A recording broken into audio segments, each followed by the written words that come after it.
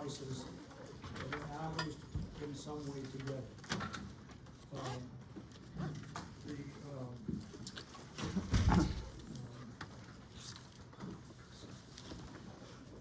To a single price.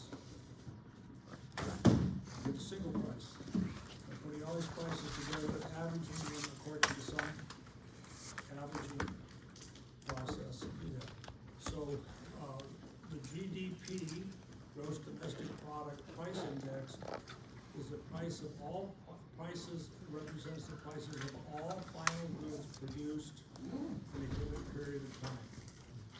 You take all those prices, do what's called a weighted average. You take a good that has a very small expenditure on it, that's going to get a low weight. In other words, a low fraction there of the total. And so it's just a way to construct a single number that's more meaningful than just averaging them together. So let me give you an example. It used to be the Dow Jones Industrial Average, a price index for 30 industrial stocks. Been around forever. It used to be, it was a simple arithmetic average. Add up the prices, divide by 30. Okay, that gives you a number. You give me a set of numbers, divide the sum of them by 30, and you get one number, the Dow Jones Industrial Average. It's now been changed, like the GDP price index. It's a weighted average. So if a stock, for example, of those 30 stocks, has a larger total market value than another, it gets a higher weight. So you weight it by taking the market values of all the stocks in the Dow Jones Industrial Average, the 30, it's not a lot, okay? You take the weights, which is the total market value of in a particular category, add up all those market values, and then you divide the total of all those market values into the market value for each stock to get its relative importance in terms of the overall market average. And then you take those fractions and you multiply them times the 30 stocks, the prices of the 30 stocks. You add them up, and what do you get? A number. The Dow Jones Industrial Average. It's if you've ever watched the ticker tape or turned it, got on anything and look at the Dow Jones Industrial Average when stocks are traded, it's changing every few seconds. They've got an algorithm that just recalculates that price. Every time prices change, and they're changing sort of constantly because of trades during the day and so on, you'll see at the close of the market, it's frozen. That's the final price. Okay, so I'm just giving you the idea here now of a price index. You give me a sector of the economy with a set of prices of goods, and you want to have a price index for agricultural goods. You do the same thing. You add up all the prices, divide the agricultural sector into different categories. You have prices of the goods in each of those categories. Price of radishes, the price of carrots, price of so on, the price of eggs, and so on. And then you take those prices, okay, you multiply them times their relative size in terms of the total amount of those goods in the system there. You add them up and get a number, then you take the prices of each of those, the market values of each, separately, and you generate a set of prices relative, and you add them together, you get a number. That's the price index of agricultural goods. Okay, there's a lot of there are people who work in these their whole life. Okay, their working lives to compute these numbers and maintain them and so on, and they're always trying to perfect them. Yes. Do you think AI or computers will be able to take that over potentially? I mean, they're kind of taken over by computers right now. I don't know about it. I'm actually, you're asking the wrong person about AI. I really don't know what AI is all about. Okay, I'm not on top of it. To be honest, I'm old enough where I don't care. It's just not that's your world. I don't know what AI is gonna, artificial intelligence is gonna pan out to be. It probably has the potential to eliminate some jobs. Okay. You know, it's amazing what the computer did. Okay, I remember before computers were really actively used, they used to compute the Dow Jones Industrial Average like every 10 minutes. Now it's just continuous. Okay, the same is true with the S&P 500 and other indexes. They've got these computers with algorithms in them that just do that automatically. They just following the formula, put the data in, it spits out a number. Put the data in, it spits out a number. And it does it by the seconds. Okay. Incredible technology, you know, relative to what it used to be. Actually, when I was a grad student, I had a job, and it's not that long ago. I had a job working for Dean Witter, which was a big brokerage house, mainly on the West Coast and New York. And I just kept numbers and so on like that in the office. I was in the office of the person who was the top person in Dean Witter on the West Coast. Is everyone signed this?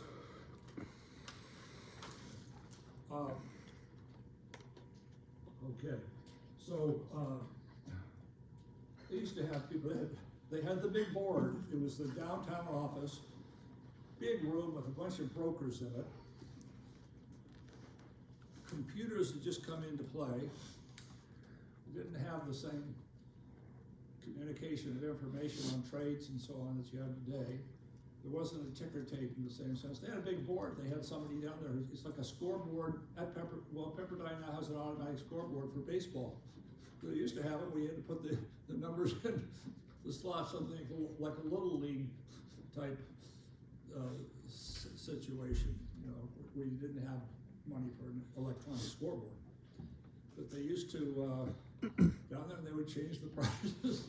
In those days you could only change the price a quarter or an eighth of a percent, because they put restrictions on the prices and so on. Now it's down to the decimal points and so on. Anyway, we have a bunch of prices out there. The consumer price index is similar. It's a single number. It's an average of a weighted average of all consumer goods.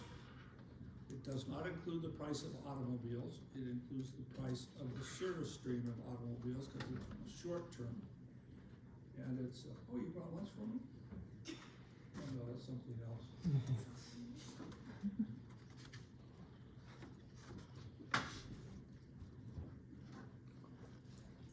Or the faculty dining room today, and I forgot my wallet. I thought it was supposed to be a free lunch thing by the dean. Turns out it's next week. Everything's gone wrong for me. You know, it never happens with kids, but every now and then it happens. Anyway, yeah, I want to get you used to price indexes. They're all over the place out there. Okay, they've got commodity price indexes. They've got stock price indexes. They've got bond price indexes. You name it. You got municipal bonds and other types of bonds and treasury bonds. They got all these different prices out there. Many of them are averaged together to get a wider market price concept. Okay, even though the components in it are different prices, they have a method for averaging them together, and it's usually a weighted average. A weighted average means you weight the prices by their relative importance, and the relative importance is usually the portion of the overall prices that this one price represents. So if it's 10% of the total value of the members of that, it gets a 10% weight. And so that's a 0.1 times whatever the price is. And that'll be maybe a 0.05 times whatever the price is, and so on like that. And they weight them. And then once you have done you've weighted all the prices, that's the average. you combine them, you get a number, and that's the weighted average. The GDP price index does the same thing, very broad. The consumer price index is just consumer goods. It does not include durable consumer goods, it includes the service streams of goods. So it would include the rental price of an automobile, not the actual price of the commodity itself. Okay? A service stream. The same is true with most durable appliances and so on you would buy as a consumer good. Then there's the producer price index, which is much broader. It does include the price of automobiles and so on. And but that's like you've got the Dow, and you've got the S&P 500, which is a much broader index. And you got the Wilshire 2000, that's a much broader index. And you got the total market on the New York Stock Exchange, and then there's even a total market price index of all securities that are registered as equities. And that's another price index. So we've got these people who have made a living on creating indexes and maintaining. Yes. Would the national GDP for America be considered an index? And do they release that? It's a number. Okay. And they only calculate that every quarter, right? What? Do they calculate that only every quarter? Not sure what you're exactly saying. Like, isn't it called quarters? Quarterly. Yeah, quarterly. Yeah, quarterly. Most of the data is compiled quarterly. Some is compiled, I think I went over this a little bit last time. Some is compiled monthly. For example, they do the surveys on determining the unemployment rate. That comes out monthly. They have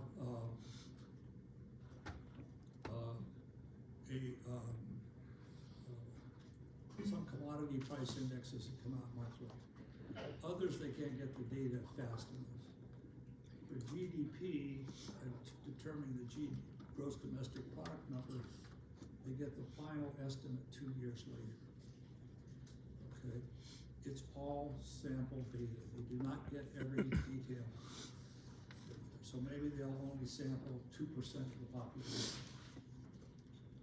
There's a whole thing with the sampling process, and the statisticians who work on that, and how large a sample do I need to get an accurate reflection of what's happening, and how do we balance out in terms of whether it's an election or whatever it is. There was the famous, I think it was Truman was predicted to lose the election, Harry Truman, and turned out he won, and he had a biased sample of the population. So we learned a lesson there that you gotta be careful how you sample and get the data for this, and the same is true with price indexes. How do you get those prices?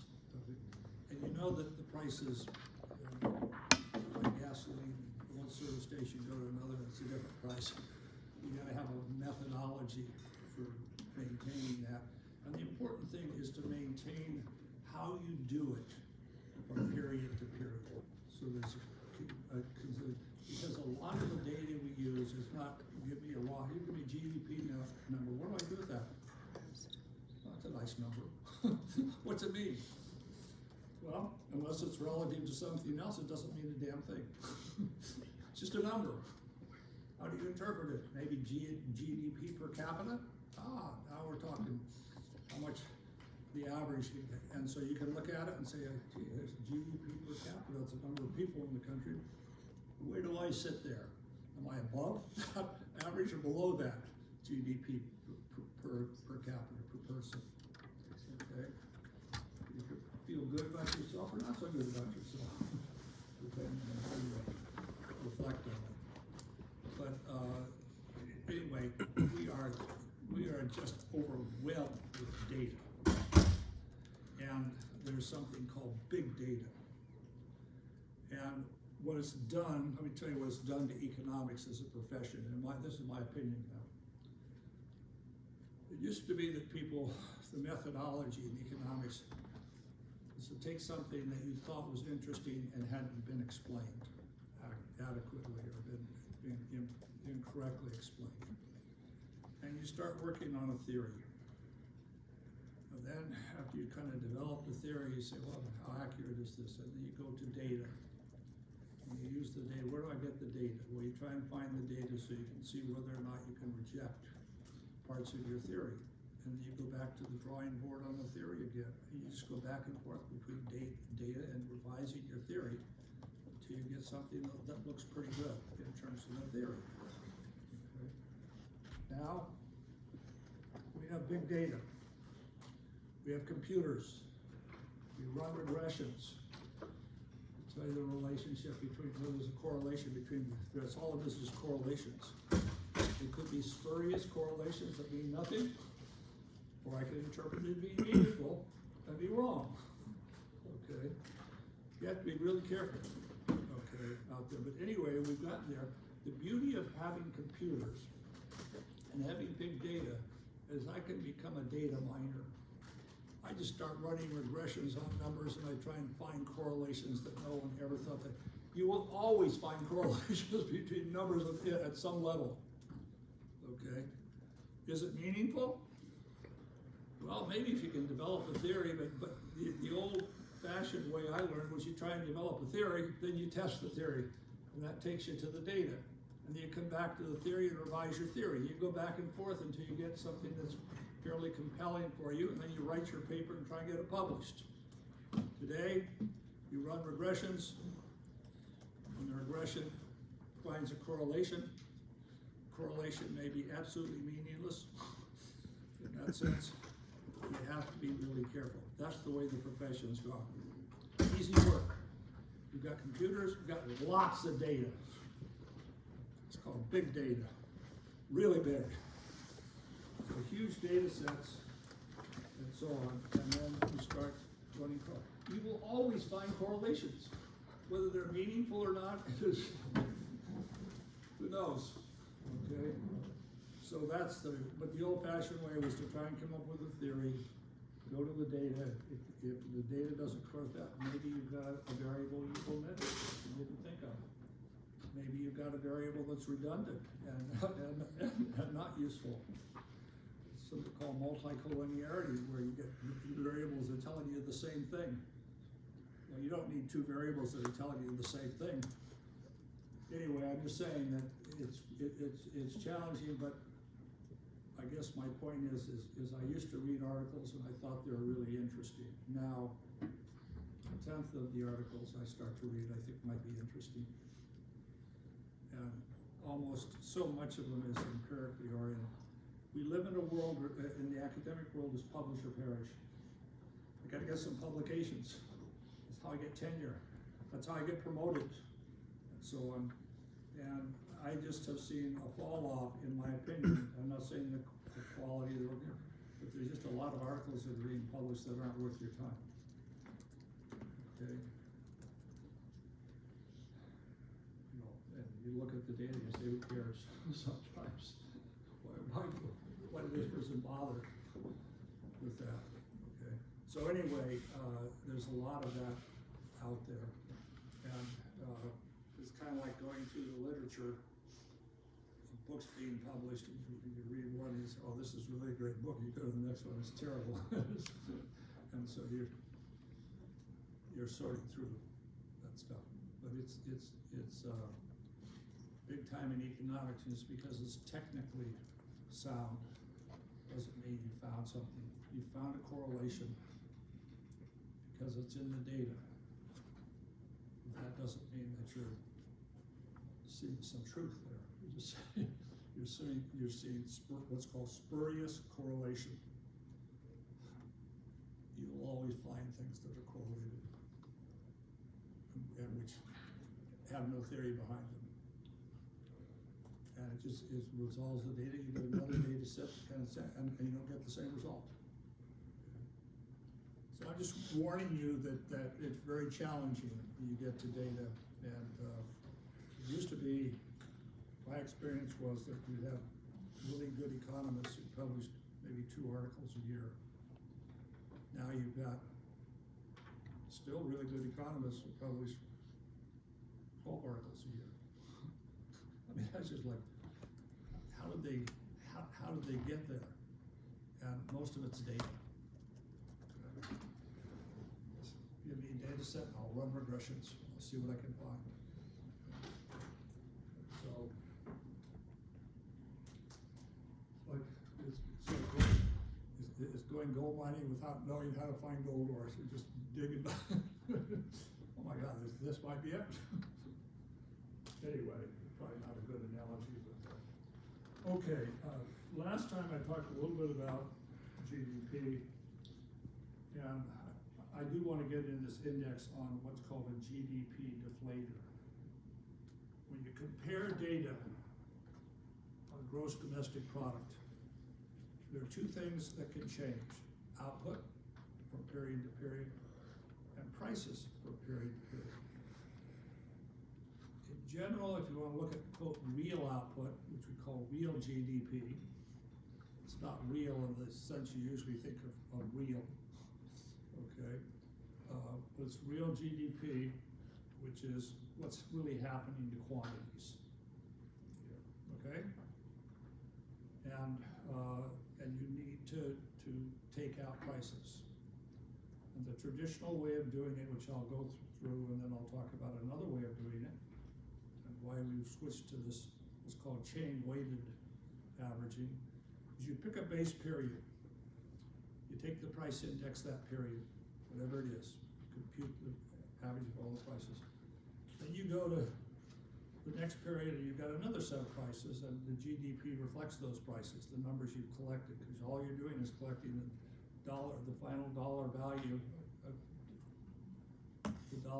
of all final output produced in that period. You have to take out the fact that you could be counting output that's partially produced in the past period and was included in that period, and you've mistakenly included it in this period. So you have to make sure that you keep all of that straight. And then if you end up at the end of the period, there's a good that's been partially produced that period, that's part of final output produced this period. The future, because they're gonna produce the rest of the output, so it's the value added, next period is the component of GDP in that period. So you have to be careful how you measure from period to period, because that's how we measure it, period to period. And then there's changes in prices. We want to know what's going with what we call nominal GDP, which is money GDP. That's how we start out. We take the dollar prices of all goods, or the dollar value of all expenditures, and we compute this aggregate. We don't want to double count something that's produced this period. It may show up as a certain stage. You don't want to include that if it's going to be used in the later stage of production as a value added to another, a future addition to output. So that's another form of double counting. You can double count within the period. Okay, produce steel, the steel gets embodied in the car.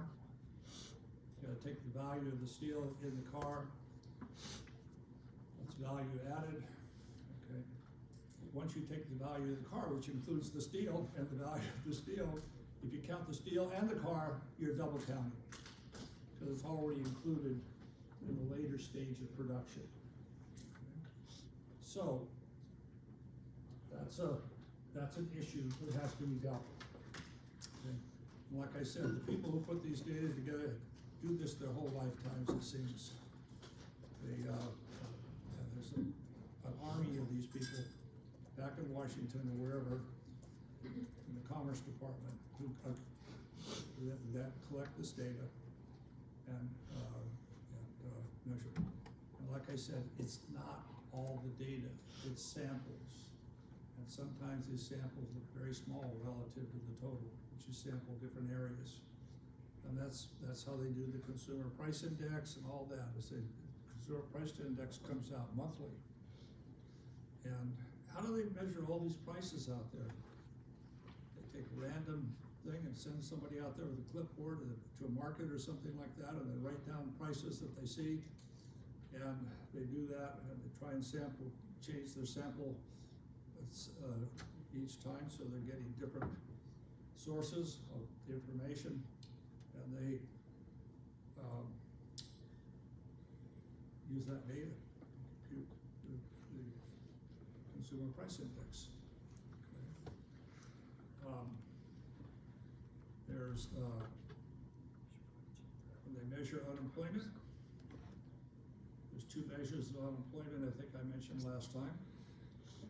Combine that data, but the data, the unemployment is the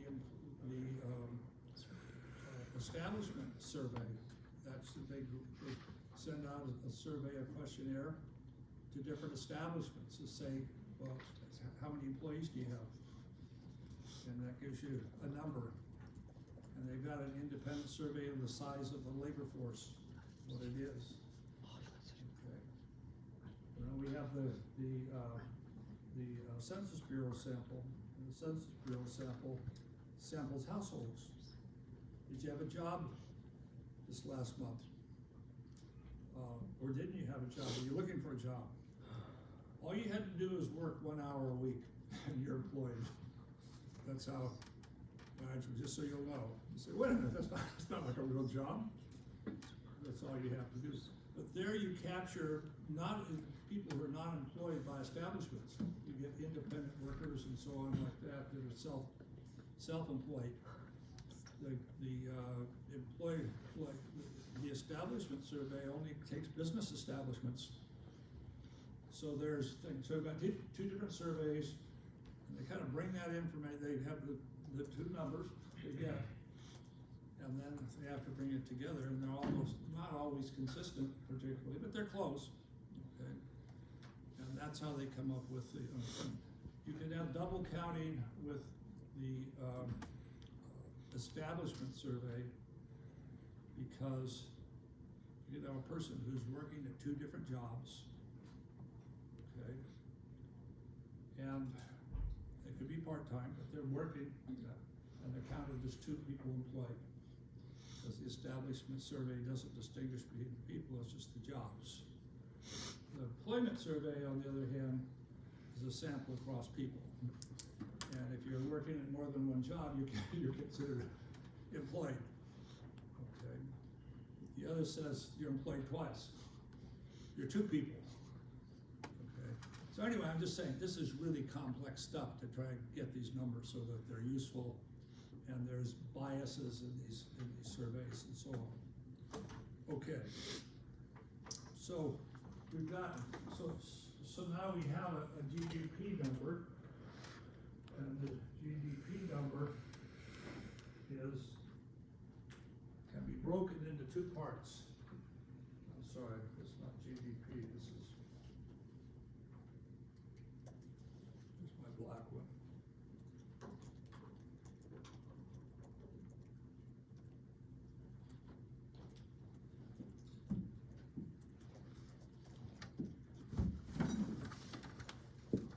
What's the difference between GDP and GNP? Yes. It's gross domestic product, and then GNP's gross national product, and it GNP looks at the national level, and GDP looks at like the individual level. Not quite. GDP is within all the assets production within the U.S. Boundaries, geographical boundaries. GNP after the war was a much bigger number because there were after World War II, because there are all these U.S. corporations that had proliferated with subsidiaries outside, and there were sources of income coming in to those, and they used that data on a much broader thing. Around 1982-83. GDP number was roughly equal to the GNP number, for whatever reason. The rest of the world had operations here, we had operations abroad, and we weren't such a relatively dominant country in that sense. And that's when GNP we measured was roughly equal to GDP, and that's when we shifted over to GDP, because that's what everybody else was doing. It was easier to measure what's going on in your own economy than to get all those sources of income from production facilities that are outside the U.S. but owned by U.S. entities, subsidiaries of US companies and so on. Yeah. So, now we're on GDP. So that's just a little nuance there in the data. Okay, so we have GDP, and I'll just put period T. And we can break that into two components. A price component index and a quantity index, okay? By way of, now you know. Once I've measured GDP, which is what I'm measuring, and then I have a price index, a GDP price index, average of all those prices out there. What's left to solve for? Q. This output index. You say, well, what is Q? I say, I have no idea. It's just a number that's there that reflects quantity in some sense. You say, well, what quantity? I say, it just comes out of that equation. We measure GDP, the number. We have a price index from the measured prices, and now we have this hypothetical quantity index there. So the quantity index is whatever it is, okay? So we have, I just say just like anything, you can break any number into two numbers. Divide it by two, I don't know what, okay? But anyway, that's the idea here, is that it's once I know GDP, a number, nominal GDP, which is money, not real GDP, nominal GDP, and then I know the GDP price index is I've independently measured, I can solve for the quantity index. The quantity index Q, QT equals GDP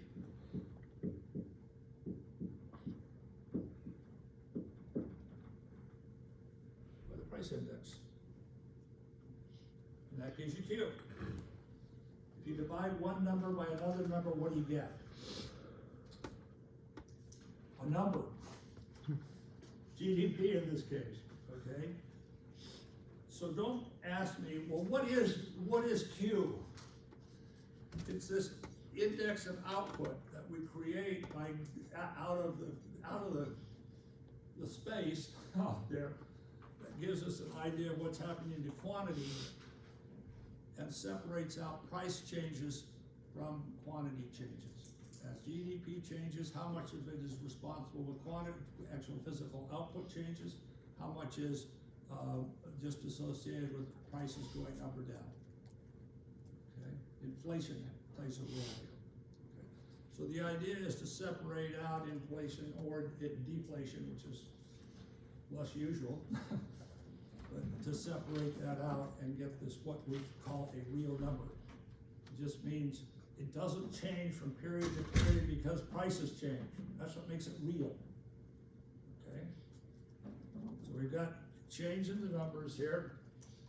And then I can come over here, once I get this right here, and I can now have GDP T, and I'm going to take this price index as I computed here, and I compute that index every year. And I go back, I look at the data I gave you on the homework, I go back to 1992. And that's my base period price index, whatever that number is. And so what I do then is I take the nominal GDP here. Okay, well let me take, I'm sorry, let me do real GDP. Real GDP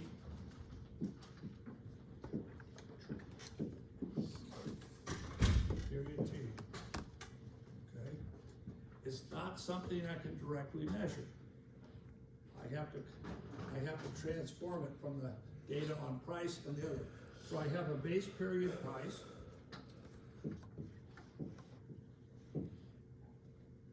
$19.92 in the example I gave you. And I multiply it times QT, the quantity index. So I've computed the quantity index from knowing the price index this period. And then I go back and I take the the, price index for the base period, 1992 or whatever it is. And then I multiply that price index times the quantity index this period. Where did I get the quantity index from? I knew the price index this period. I know the nominal GDP this period. I can divide nominal GDP by the price index, and I get a real GDP or Q. And then I multiply that Q, which is a number, times the price index for the 1992. Yeah. Just one question what is the variable on the denominator? It's what? What is the variable on the denominator for the lower equation? Here, Yeah, what is that? this is GDP, that's supposed to be a D. GDP divided by the price in that period, Okay. price index. And that gives you what's left? GDP, okay, divided by P leaves Q. That's the quantity index. What is it? It's a number. Don't ask me to explain what it is other than it's a number. And then I multiply that number. It's not any one output. It's an aggregate of all the output, but it's in America, I think. It's all dollars, okay? And then I convert it into when I do the price index, and I convert it to what we call real dollars. Okay? So I take that. So that's the simple way that's been doing it. Now here's the problem with this. So we have this index, and this is in this handout I gave you. It's kind of spelled out with a little simple algebra or arithmetic. There's also something called a chain weighted index. Now let me tell you what happened. In let's say 1992 is our base period even for now. So we stuck with the old base period, okay? Well, hell, the prices are very different now. The goods that are available are very different now. Price indexes for the goods back then don't even include prices that exist today. Okay, so what we need to do is find a way to get it better active. Why is it changing so much?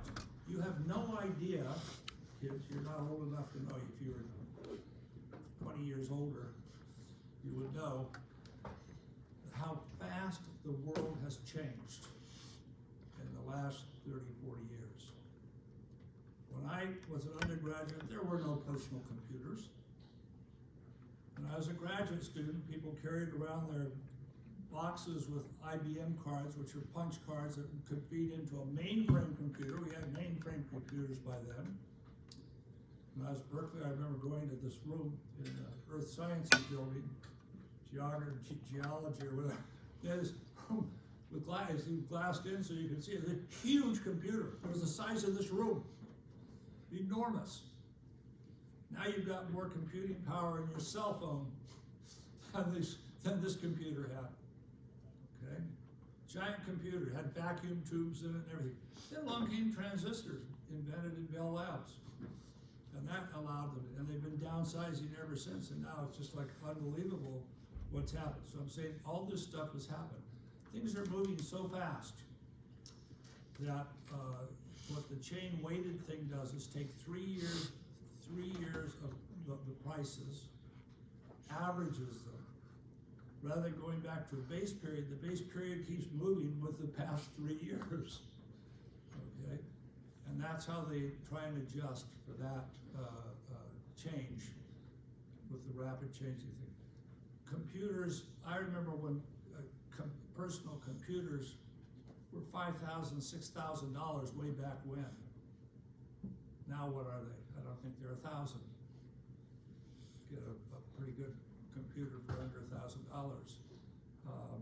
Maybe a really good one for 2,000. But it's unbelievable what's happened here. So we're in this world in which recently things changed. When I was a kid, they had, when I was a grad student at UCLA, I went to an automobile assembly operation in, I think I mentioned this, in the city of industry here in LA. And watched cars going down assembly lines, all the parts coming in overhead on these conveyor systems and so on. people all there on the line putting things together and so on like that. Now what is it? Assembly line robots doing it, it's all mechanical. There's people who build the robots, there's people who maintain the robots and so on like that, but the actual assembly process does not have people there anymore. And what drives those assembly line robots? Computers. It's all computer orchestrated. Okay. So the technology has just an example. The technology in my lifetime has changed so dramatically. We're just not old enough to feel it yet. Okay, and maybe it'll keep going. I don't know. But the old industrial technology is pretty much evaporated here, and things are just moving at rapid speed. Okay. So you get young people coming up with new ideas, and new ways of doing things, and so on like that. Okay. And so we didn't stay in our old ways because it was not going to be economically successful. We went with the new technology, and the new technology grew. I read an obituary a few years ago on this fellow who was an engineer, got his PhD in engineering at MIT. He was a research faculty at Stanford University, and he invented the first assembly line industrial robot. It's called the Stanford Arm. It was a one-arm robot. You cannot believe what those things can do now. That was the initial phase. But they're tied in computers. Computer is everywhere. Okay. What was there? There was a movie with there was some movie. There's about a thing about the future. And this movie. To some young person, you know, what's the future? He said, the kid doesn't know how to do it. He says, the Z computer. It will do everything. Well, it doesn't do everything, but you know, it can be harnessed to do a hell of a lot, apparently. Anyway, I'm just saying that's why we went to chain weighting. So instead of having this base period price index that's fixed at some point in the past, we have a moving average because things are moving so fast that we're adjusting GDP with those prices, because within, you come out with a new product, and within 2 years it goes from, you know, $3,000 to 500. You know, it's just the prices are changing so rapidly that to go back and measure that at base period prices, and it may not even exist in the base period because the technology is changing so rapidly. We didn't have that with the old industrial technology. The computer brought that in. And what is it now? What's the big fashion thing out there that's supposed to be coming in? AI, artificial intelligence.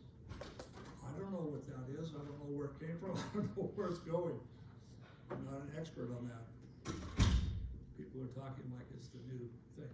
But there are a lot of new things like that that don't pan out. So I don't know how it's going to be assembled into a production activity and so on. But some people think it's fabulous. And who knows what comes after that. Okay. I want to now leave this behind because that was the last part of that, was this GDP deflator and a GDP price index. How we get real GDP. What we're concerned about is not whether, in terms of the business cycle, we're not concerned with whether GDP goes up because prices go up. We're concerned with real outputs, and that's what we're trying to adjust for here with real GDP, is to take price changes out of play, come up with a measure of output, because we want to compare output from year to year. We don't want to compare prices. We can compare prices from year to year with a price index. Okay, this is the way to generate an output index, QT, here, and measure it in terms of a fixed dollar price at some time in the past. Okay, so that's the idea. And this new chain weighted process is just because things are moving so fast. In your lifetime, there's been movement. You didn't see it because you were so young, you didn't know it, but it is amazing how fast things are moving. So you can come up with, there's just so many examples of things that didn't exist 10 years ago. So that's what the economists are dealing with here. Okay. Any questions about this? So that's spelled out in the handout, but I want you to understand what that is. I also want you to understand that just the data itself, it's very complicated. Okay?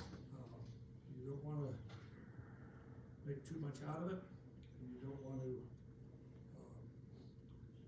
ignore it. Okay?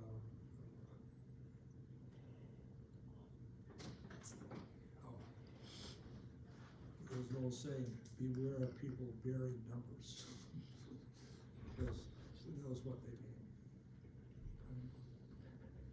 I just want to warn you, you have to be very, very careful. And there are experts out there who really know these areas, and we don't know the areas. So that's that. Okay, I talked about the employment last time with the employment index, the measurements of employment, the different surveys, and the U1 through U6, that's all kind of spelled out roughly. Just know what you're looking at. U3 is the number that gets published out there. But for the unemployment rate, it's the number of people in the labor force that are employed as a percentage of the size of the labor force, the number of people who are actually employed. There are discouraged workers who give up looking for jobs because their job has been obsoleted because of technology or something like that. And so they're no longer part of the labor force. They've essentially gone on vacation. They've retired early. People who retire early are not part of the labor force anymore.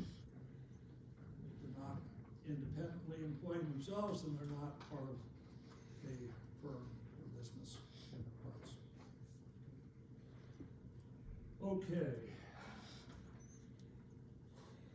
I want to look at this chapter 9. That has to do with the numbers, and just kind of go through it quickly because I think there's a few things there that are interesting. It goes through this GDP numbers and so on.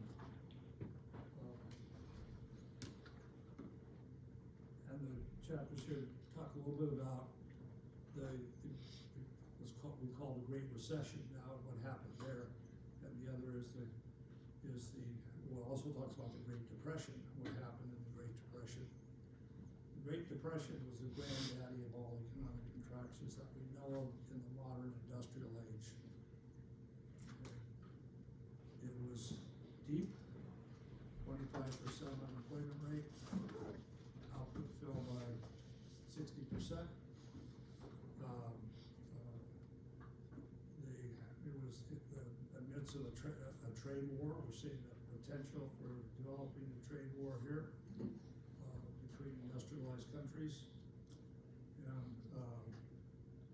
it has, you never know with our president whether he's using this as a bargaining ploy or whether he's really serious about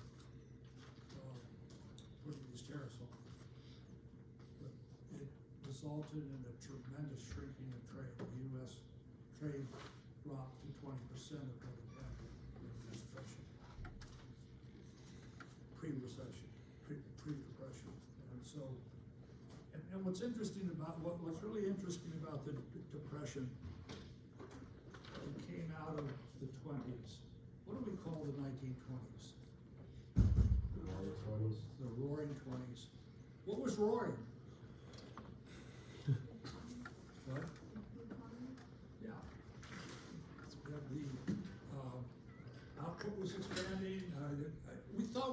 see, apparently, my father told me this, he said, we thought we were gonna see this continuous abundance going on. And then everything in 1929-30 completely collapsed. The whole world went into it, and it lasted 4 years. A steady economic contraction, falling prices, the whole thing, rising unemployment. It was a major economic disaster. And that's why it's called the Great Depression.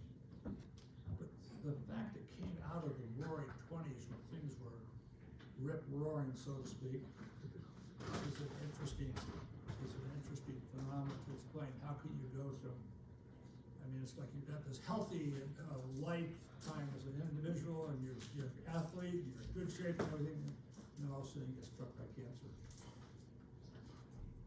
You know, and it's basically your demise. And that's kind of what was happening. Yeah, we never thought we'd get out of it, right? Yes. Because I remember my history teacher mentioning it. What? I remember my history teacher mentioning it, but did the Roaring '20s kind of cause the Great Depression because everybody was taking loans and bonds that they couldn't pay back, and then that bubble basically bursted? That is always going on with the creditworthiness with it. But why it persisted for 4 years was, we'd never seen that before. Yeah. There have always been bumps in the road. That was the birth of modern macroeconomics. We didn't have this, there was no topic about macroeconomics. That's when we started putting together data for the first time. That is the National Income Account. That was Simon Kuznets who headed up that project through the National Bureau of Economic Research, which was a private entity. Okay, to try and figure out where are we, what's going on out there in the economy. We knew what might be going on in the steel industry, we knew what might be going on over here and over there, but we did not have any kind of comprehensive measure of what was going on. That's what the Great Depression spawned, was this coming up with modern macroeconomics. Keynes was trying to explain the Great Depression with his general theory of employment, interest, and money. Okay, and that was the first attempt to, in a big way, of trying to figure out what.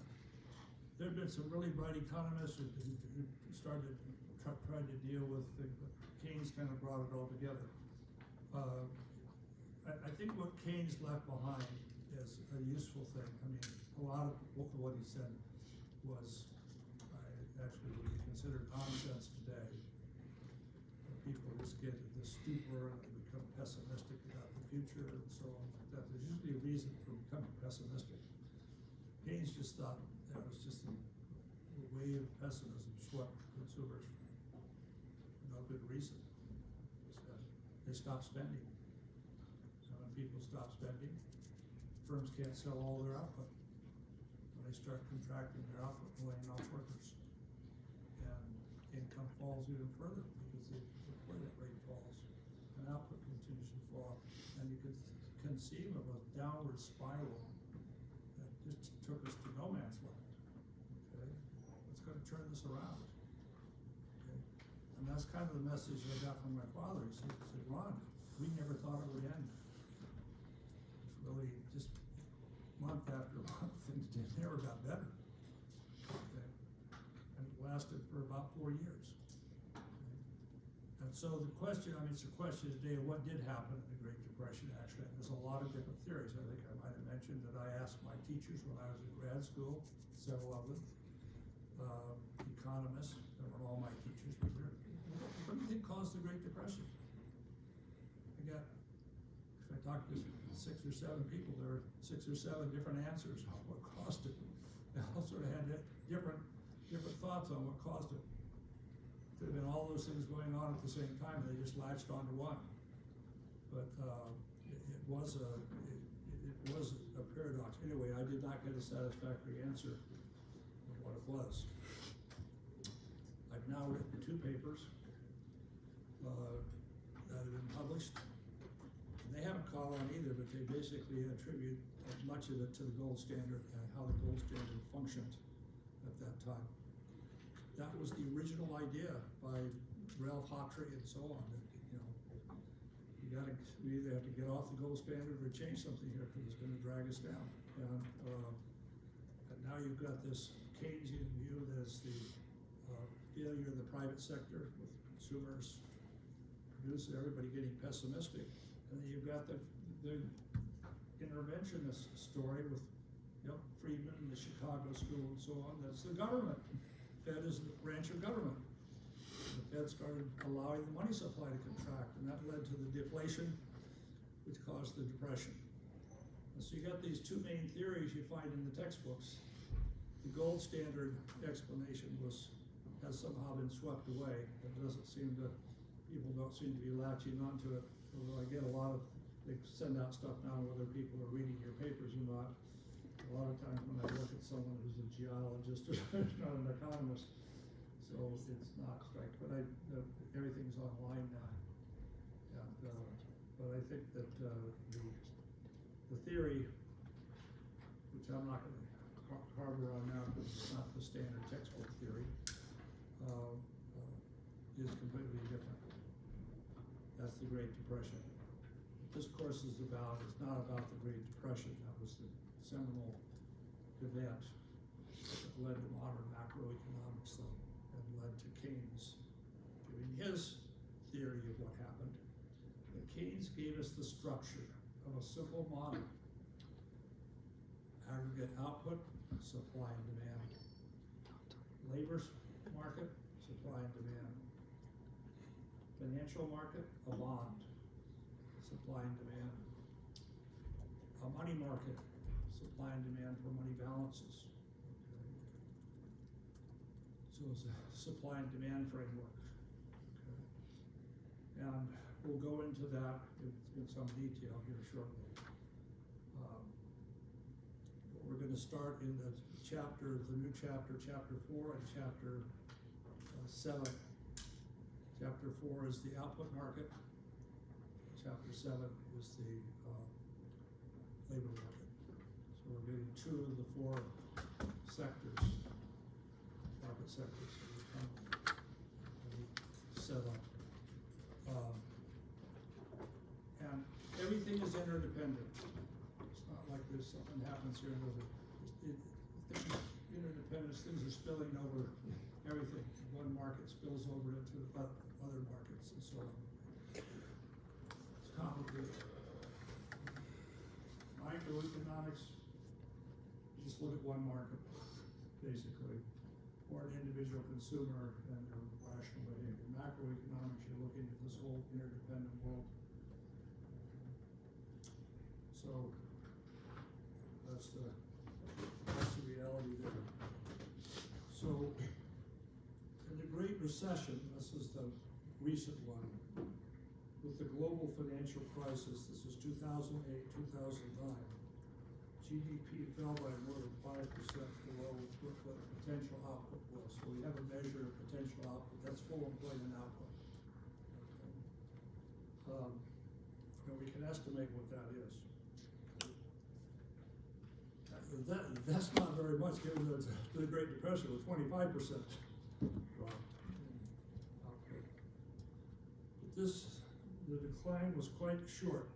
I'm sorry, this is the other one's the COVID-19 pandemic. That was only a couple of months, but the unemployment rate was huge. People basically were sent home. Don't come to work. We don't want this thing spreading. So we had basically quarantine, and output fell dramatically, and unemployment shot up. But that's because we didn't know what the hell was happening. The scientists didn't quite weren't sure. Even Dr. Fauci, who was the head virologist, did not have a grip on it at first. They were trying to figure out what was going on with this pandemic. Okay. How bad it was. It's not the first time we've had a medical pandemic. There's the famous influenza pandemic back in 1918. It killed a lot of people. Okay. Huge effect.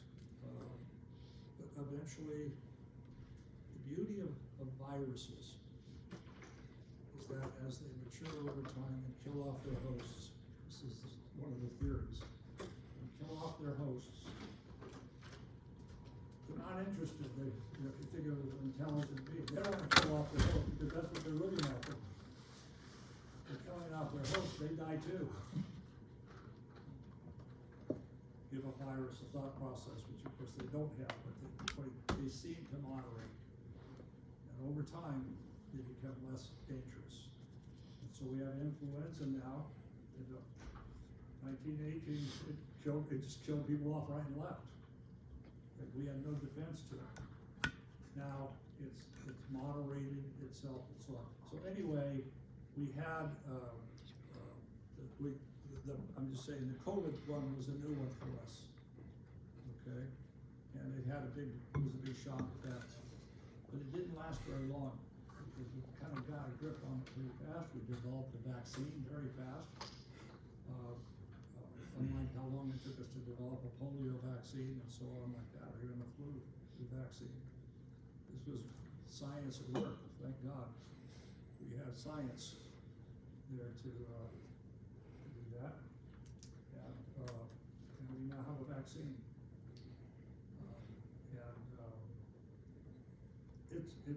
But the virus itself is modifying itself. Viruses don't want to die. It's the way to think about it from a virologist's point of view. They want to have a happy life just like you, only they're living off of you and killing you at the same time.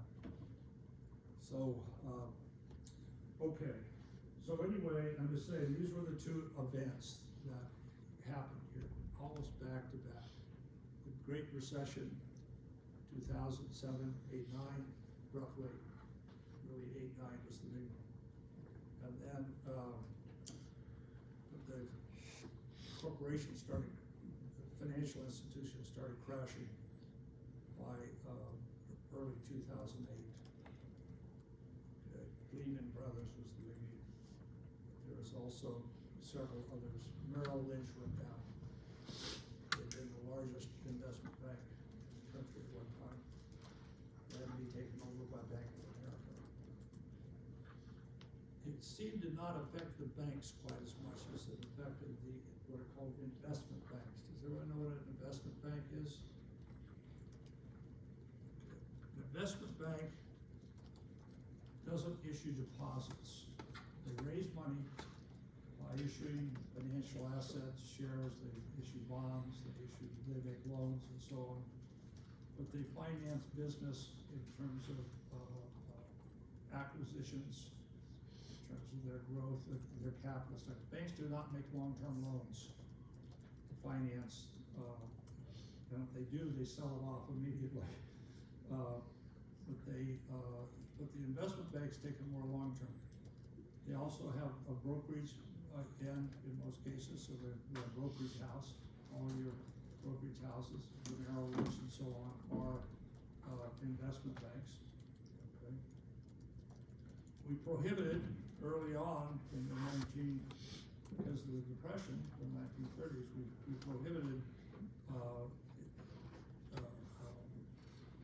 commercial banks from owning investment banks.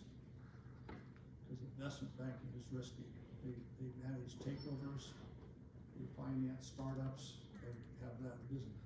Banks don't do that. Commercial banks don't do that. They make loans, they finance goods in the process of manufacturing, inventories, and so on like that. That's the commercial banking world. It's a huge area, but they do not finance new ventures. Okay, that's risky. Considered risky investments. Not all new ventures work out. Anyway, so the point is here that we have investment banks. We have that was a big part of this whole thing. But I want to distinguish that investment banking is not the same as commercial banking. Commercial bank is deposit banking.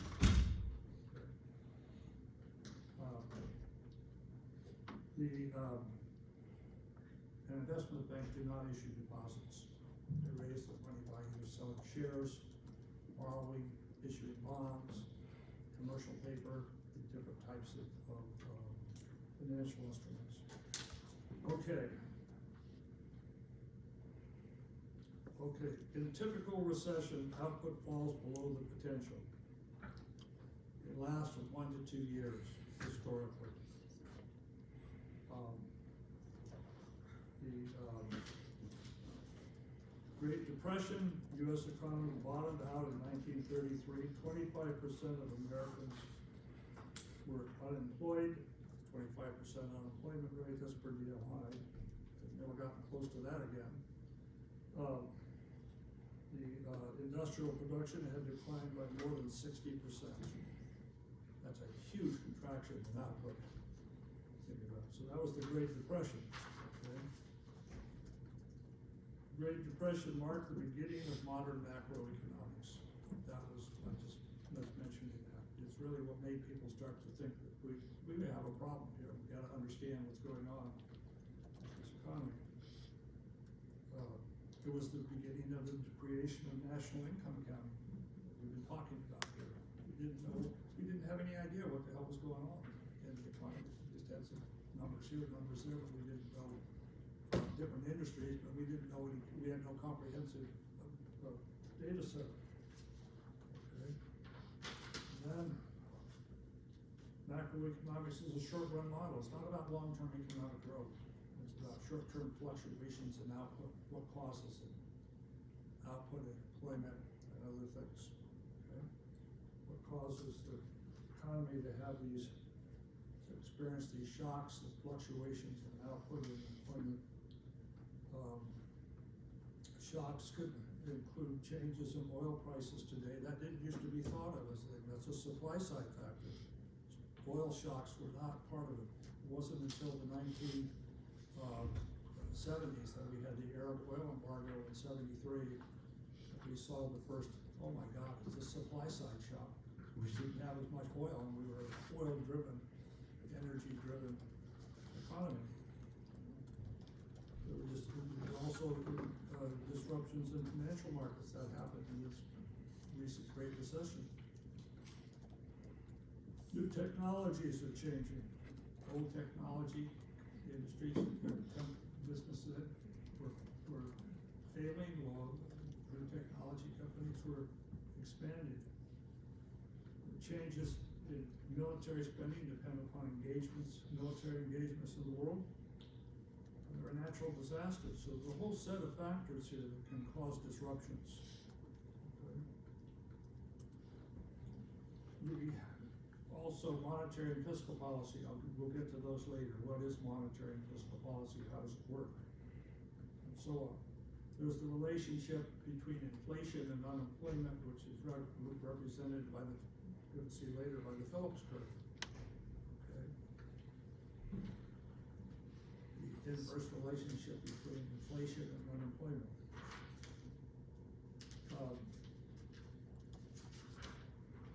Anyway,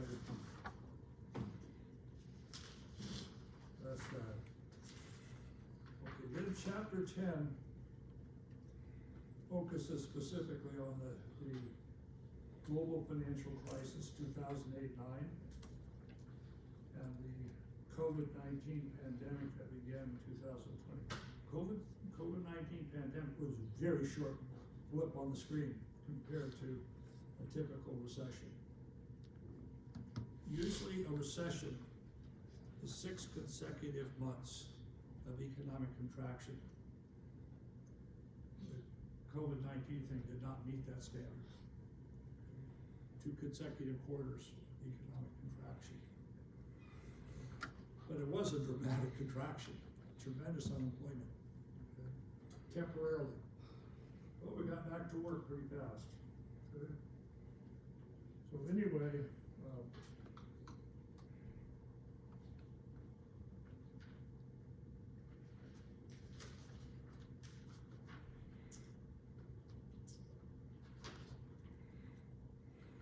the unemployment rate during the Great Depression was 25%. This is only 6%. So this was a pretty deep recession, but it was a blip compared to the Great Depression. The book, the chapter talks about subprime lending and the role of subprime lending. What's subprime lending? Well, there are two customers we have out there as borrowers. Prime, that's me, I'm a prime borrower. Okay? I have a stellar credit rating. I walk into the bank and they say, welcome, batch owner. What can we do for you? Sorry for your kids walk into the bank and they say, we don't want you. You haven't reached that point yet in life where you're credit worthy, I think. You have time, it's hard to borrow, but you need to get a student loan, you need to have a guarantee, or you need an angel behind you, usually don't as a parent, who bankrolls you. Okay?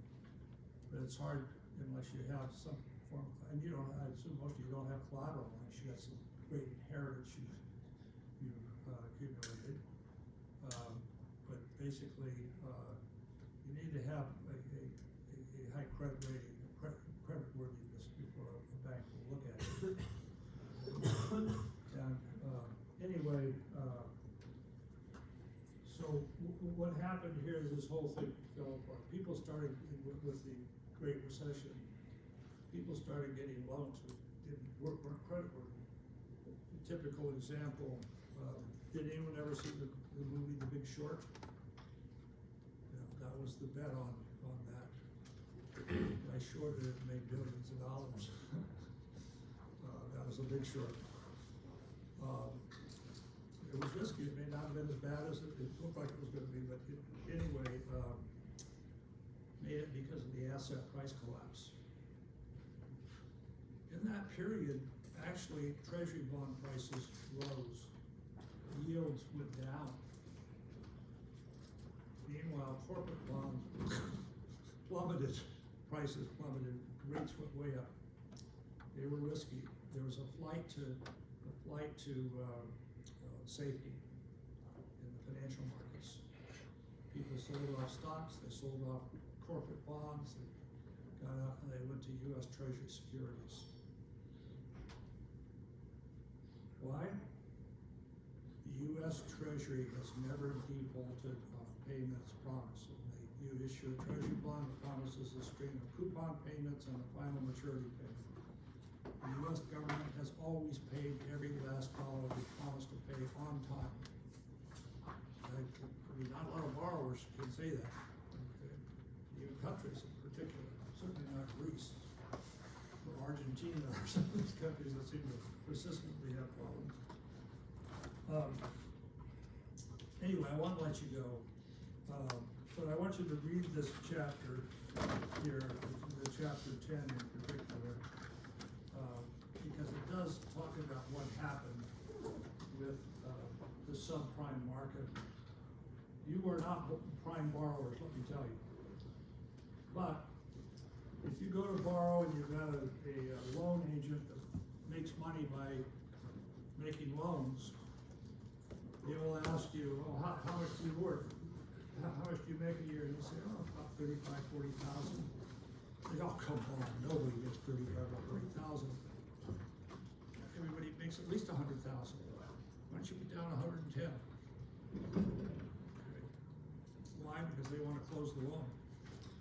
But they're doing it fraudulently by misrepresenting your income and your creditworthiness. And that was a big problem apparently. Getting people qualified for loans that should not have been qualified for. I think we learned our lesson, or at least the banks did.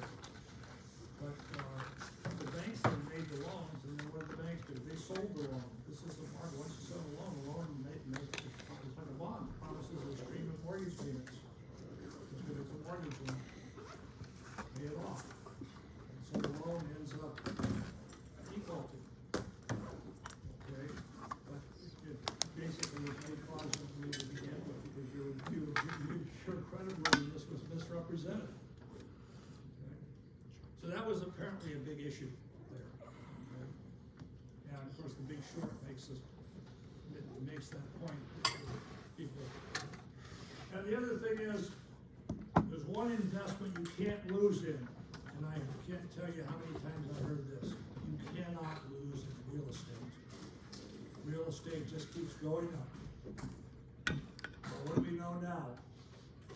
It didn't. Not only was it, so the idea was if it falls in one market, regional market, it goes up in another. That was the idea they had, and so the lending institute diversified on their loans across different regions, getting safety. It turned out it was not safe.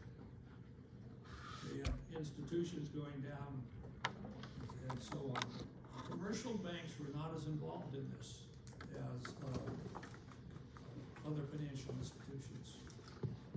So they didn't make those types of loans. They knew them, they sold them off immediately. They did not hold them on the balance sheet. They went into these securitization pools and they tranched it with different risk categories and so on like that. Anyway, the text material in chapter 10 goes through this, and I think you could read that. I don't know what to talk about it. But it's sort of the background for that collapse.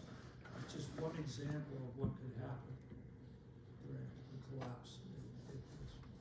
Anything's possible. One of the things you have to remember. Something that looks too good to be true may be too good to be true. Not necessarily.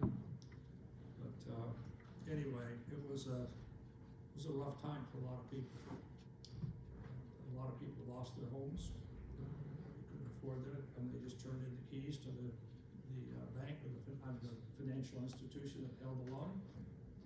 Here, it's yours now. And they didn't take a loss. They lost the potential value of the property because the value of the property was less than what the loan was.